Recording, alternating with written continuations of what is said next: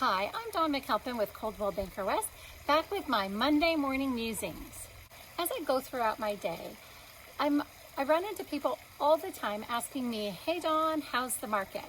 And they're specifically wanting to know when the market's going to come back down in price. They're afraid they're going to buy at the high end of the market and they're going to lose value. Well, the thing is, no one can predict when we're at the highest part of the market, and no one can predict when we're at the lowest part of the market. So decisions on buying a home for your family really need to be made on the needs of your family, and not worry so much about whether the market's too high or too low, or you never knew of a house to sell for that much money in community X. Well, right now in San Diego County, most places have under 2 months supply of housing, which we've talked about in the past, means that within 2 months, if no other properties came on market, all of those homes would be absorbed. So a lot of people are waiting, also thinking that this recession is like 2008, 9, 10. And I want to just say it's very different.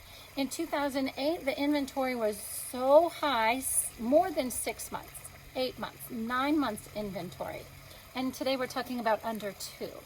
Before, we had fewer buyers because families were losing their home. They owed more than the home was worth. A lot of people had gotten those interest-only loans where you pay interest, and then in 1 year, 3 years, 5 years, whatever product you bought, it adjusted to where you were paying principal on top of that interest. So essentially payments were doubling, and families during that recession weren't able to increase their income enough to cover their increased mortgage payments. So at that time, a lot of families were just walking away from their homes, either with short sales or foreclosure. And it was a very, very sad time. This recession is not like that recession, because this time we have more buyers and a low inventory. Interest rates are more than half what they were in 2008. And so families can afford to ride out the recession a little bit longer. Now, forbearance is something that we have to think about. It is not going to be affecting the market anytime soon. What is forbearance? Every lender can offer you programs of forbearance, meaning that for now it's adjusted up to a year. You can go 1 year and not have to make your mortgage payment if you can demonstrate a need. Okay, you've been affected by the recession, you've lost your job or whatever, and a lot of families are seeing their savings account shrink as we're waiting for the economy to open up and change. And so if you are in a position where you're having a hard time making your mortgage payment, the first thing you should do, I strongly advise you to call your lender. They're happy to talk to you, no judgment.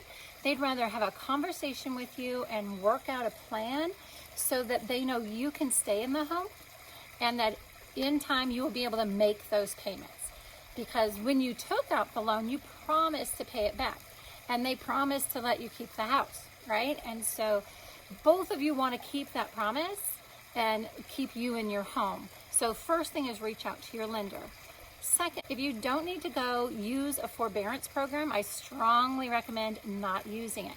Because in the end, in 3 months, 6 months, 12 months, you're going to have to pay what is owed. And that depends on your lender. Some lenders want it due immediately. Some will add it on to the loan, so your loan will just get extended out by a year or so, depending on how many months you use the forbearance program. If you don't have a lot of equity in your home, you've recently purchased, and then the pandemic hit and that caused problems with your income and your savings account is shrinking, you call your lender and that you can't work anything out. Well, because the market is appreciating still, you then want to talk to a realtor like myself or somebody that you trust that's going to give you good, solid advice. Maybe now's not the right time to sell. I know families who, instead of selling, they've put tenants in their home and they've moved into a smaller place with a smaller rent payment, and they can figure in 2 or 3 years they'll move back in. That's a possibility if you're up for being a landlord. But right now, because homes are appreciating so quickly and because interest rates are still so low, now might be a great time to sell your home. You need to talk to somebody that knows the market, can tell you what the real value of your home is, and help you sell it for the greatest price and in the shortest amount of time. You need to sit down with your family and write out your pros and cons. Keep the home, forbearance, sell your home, downsize. Maybe if you're close to retirement, maybe now is the time to go ahead and sell your home that's bigger than you really need and downsize into a townhouse or a condominium, or at very least a smaller single-story home where the payment might be a little bit less for you. So the first thing you want to do is talk to your lender. Number one, find out what programs are available, write them all out, and weigh your options. Then you want to talk to a reputable realtor in your area that can sit down, no pressure, just lay it out based on what's been selling in your market and what your competition is of homes that are for sale now. Then what would you realistically be able to sell your home for and how quickly? And then make that decision. Go into forbearance, sell your home, you choose. It really has to be what's best for you and your family. Now, at some point, those families who are in forbearance are going to have to decide to stay or to sell. And so as families do decide to sell, we may see inventory rise, but we may not.